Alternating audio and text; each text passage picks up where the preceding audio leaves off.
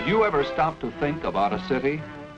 What made it grow so big and what made it grow where it is? No two cities are exactly alike, but all of them grew up in pretty much the same way. In the beginning, crude trails are cut through the wilderness, and a junction becomes a logical place to establish a trading post. As more and more men use the trails, the trading post becomes a trading center. Rivers, too, are trade routes which cause the town to grow. The surrounding country may be rich in farmland, forests, or mineral deposits. These add to the wealth of the town and draw people to it. Factories rise to turn these natural resources into things men buy. The early trails become roads. Railroads are built. A good harbor becomes a seaport. Roads grow into wide motor highways.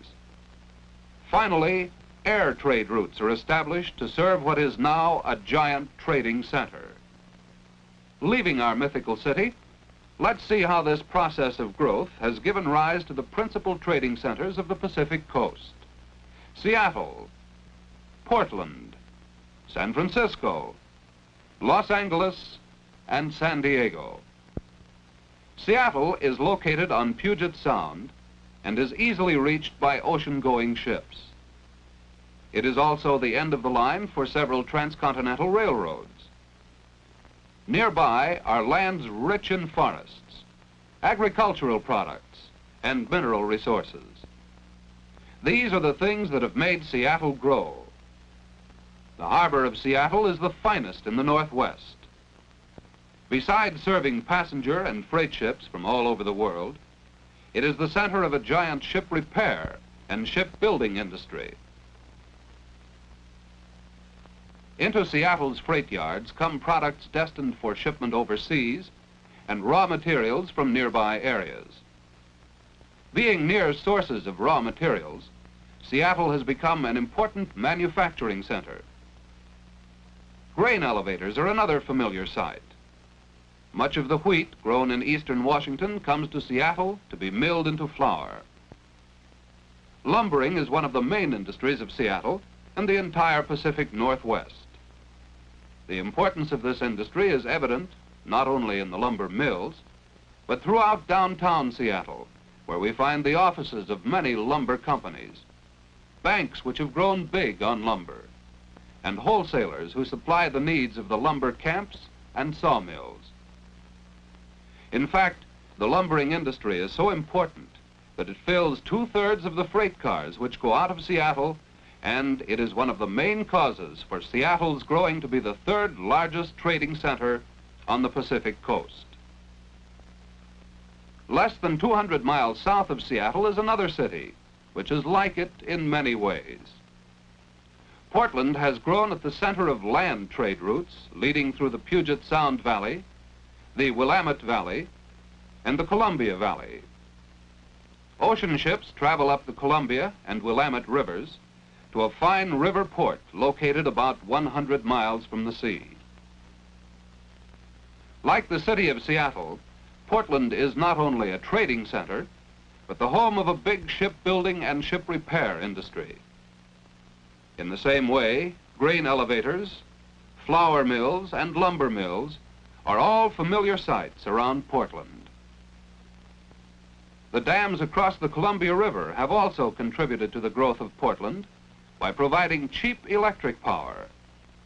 This has made the area the center of the new electrochemical industries, turning out millions of pounds of aluminum and magnesium.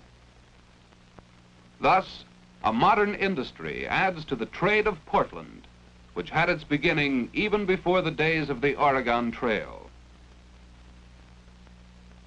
Second largest city of the Pacific Coast is San Francisco. Most famous as one of the world's great seaports, it is also the center of many land trade routes. The rich Central Valley of California has also contributed much to the city's growth. Directly or indirectly, this great harbor has created many of the jobs at which the people of San Francisco work. Not only are there jobs on the ships themselves, but also in the yards which build and repair the ships, and on the docks, loading and unloading finished products and raw materials. These raw materials make other jobs, processing coffee and cocoa brought in from South America, and refining cane sugar imported from the Hawaiian Islands. In addition, many people are employed in shipping and canning the fruits and vegetables raised in the Central Valley, and in the city's meatpacking business. All these products flow out through San Francisco's land trade routes. Air trade routes also meet in San Francisco, linking it with other cities on the continent and around the world. San Francisco is built among hills so steep that ordinary streetcars cannot make the grade, so cable cars are used. Below the hills is the Great Bay, spanned by the famous bridges which link neighboring cities to San Francisco and so enhance its importance as a trading center. In Southern California is the leading trading center of the West, Los Angeles.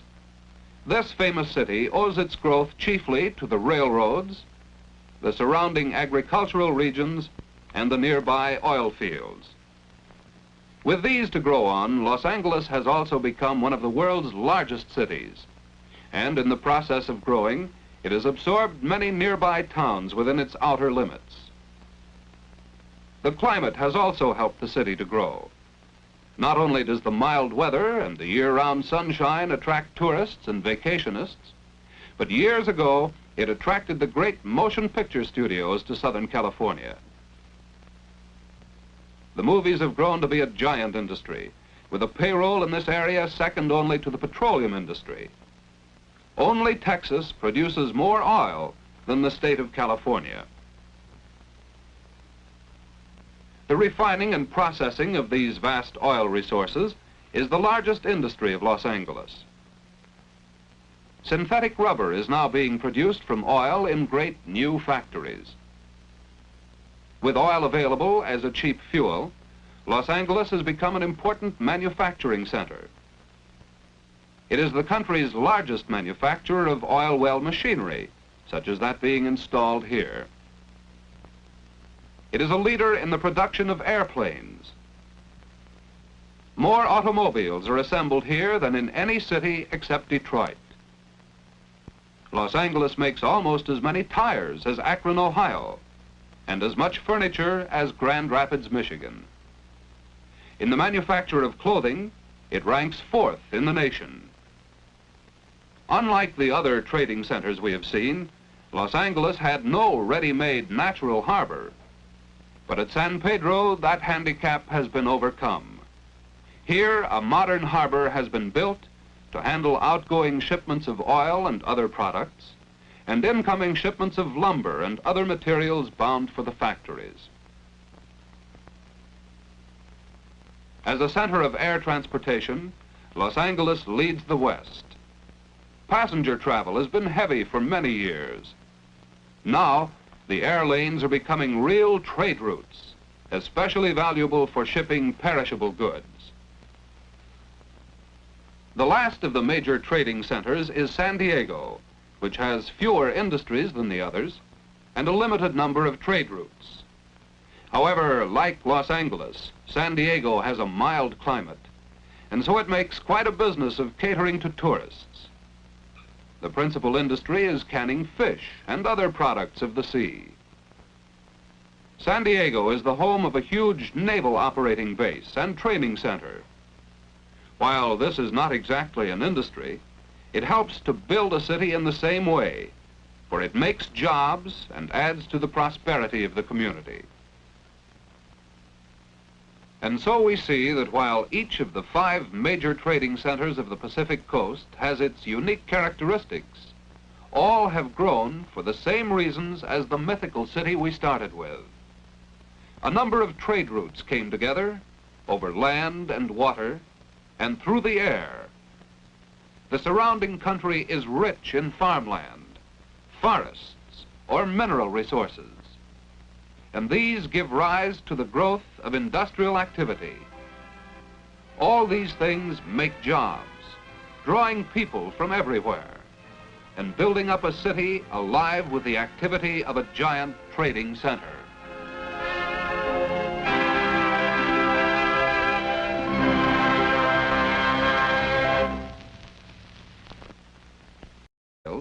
The trading post becomes a trading center. Rivers, too, are trade routes which cause the town to grow. The surrounding country may be rich in farmland, forests, or mineral deposits.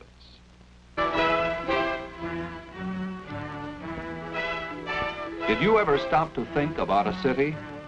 What made it grow so big and what made it grow where it is? No two cities are exactly alike, but all of them grew up in pretty much the same way.